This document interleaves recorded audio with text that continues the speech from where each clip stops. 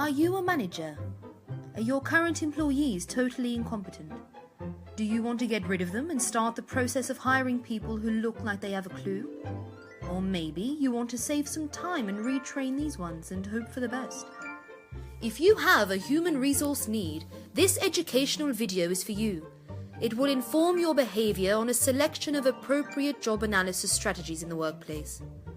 What exactly is job analysis, you ask?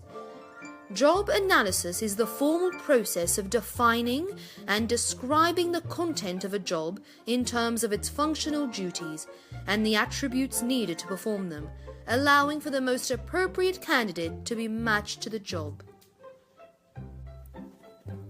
What appears to be an advertisement for antidepressants is actually an employee waiting for the office kettle to boil. And you know what they say about office kettles? A watched one never boils. Even though this is how some employees might spend their day, this less than bright job analyst is unaware that drinking coffee and reading trashy magazines aren't some of the demands and tasks needed to carry out this employee's office role successfully. But alas, she chose to participate anyway and experience these tasks firsthand.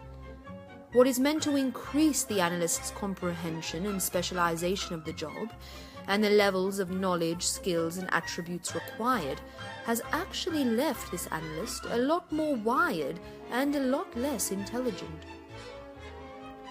The use of job participation as a qualitative job analysis method is becoming less common due to the costs and time involved in training people like this white-coated analyst to perform the job under examination.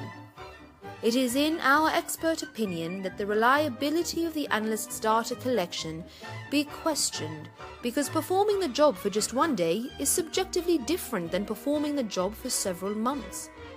Side note, I know for a fact that if you open this analyst's report, you will find an extensive and detailed version of the Kardashian family tree. We have E, and more importantly, Ray J to thank for that. The increasing complexity and specialization of many jobs, such as this employee's role of chief filer, has made job participation by an analyst less viable.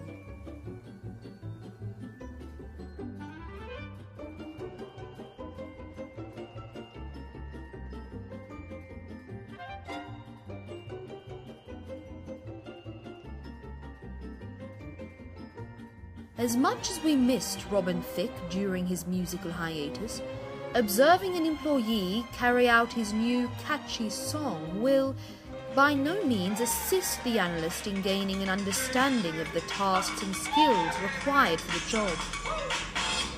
Now, what you're about to witness is the Hawthorne effect. The incumbent being observed has indirectly been influenced to change their work style and behavior, thus tampering with their natural frequency of and commitment to tasks.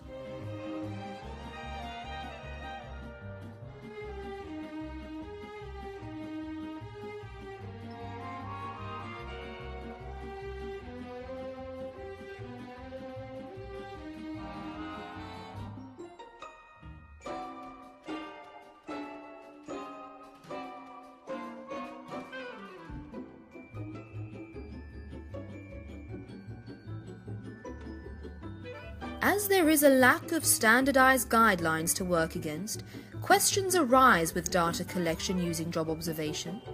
Does an analyst note the frequency of an observed task, or the degree of importance this task holds? How long should an incumbent be observed for, and how many incumbents should be observed? If I know anything for certain, it is that this illustrates how not to do it.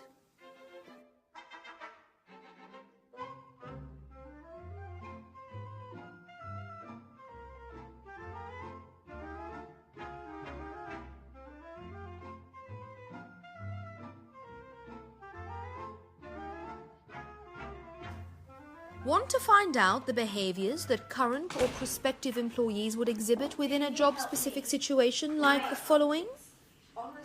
My taxes are wrong. Then the critical incident technique is what you're looking for.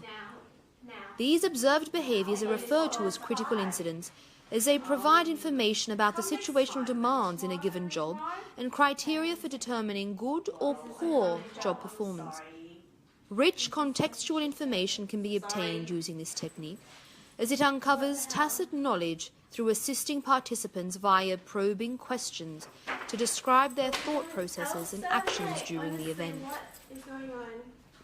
The critical incident technique does to great depths what the other methods do very slimly, and that is, it identifies possible organizational problems and their solutions.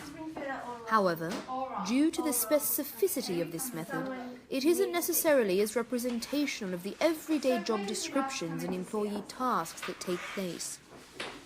It can be used when interviewing prospective employees and hiring the ones who won't leave a client stranded, and weeding out the ones who may be responsible for bringing harassment lawsuits to your organization for being a little too friendly.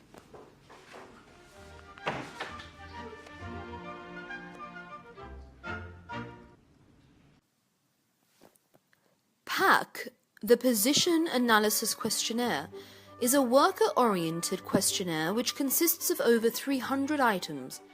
One might think it quite long and laborious, and that one would be correct. Don't be fooled by its name, as those who put together this video were. Although it is labelled a questionnaire, PSYC is actually designed to be completed by a trained job analyst who interviews the job incumbents and their supervisors. It has an emphasis on basis work behaviours rather than specific tasks of the job, and this may make it difficult for you to draw up job descriptions based solely on these results.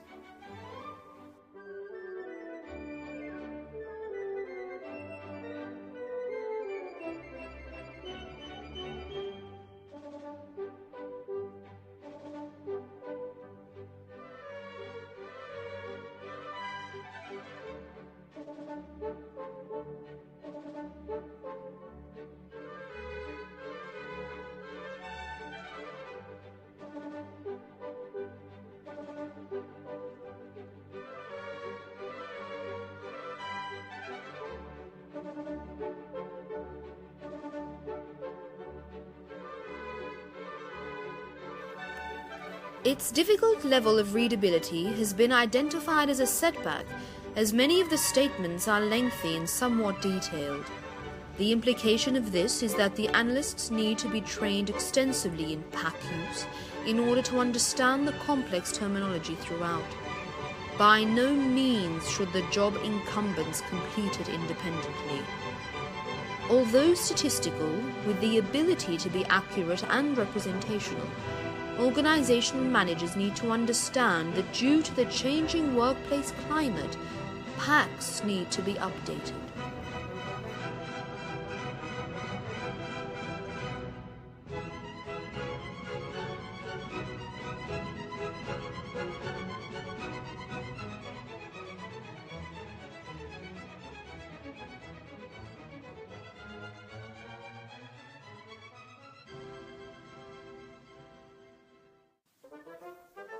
Functional Job Analysis, FJA, is a classic example of a task-oriented technique. Incumbents, considered subject matter experts, SMEs, are relied upon, usually in a panel, to report elements of their work to the job analyst.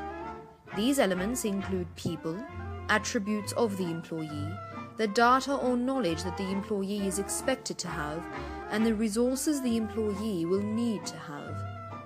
Focus is on the interaction between the task, the individual responsible for accomplishing the task, and the environment in which the task is to be performed.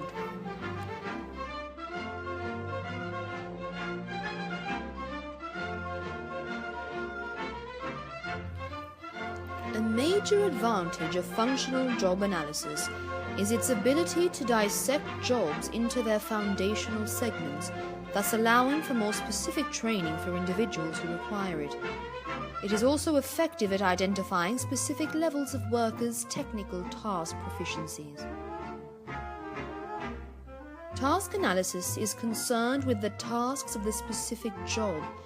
It categorizes the tasks into a hierarchical structure with a key focus on the required cognitive mental demands to perform the tasks. This focus is predictive of job performance and the required system design, such as the necessary tools and processes for the job. Because task analysis is interested in the knowledge and skill requirements of a job, it is useful in assessing training requirements. Remember to 1. Assess your organizational objectives. Ask yourself, why do you need to carry out a job analysis? 2.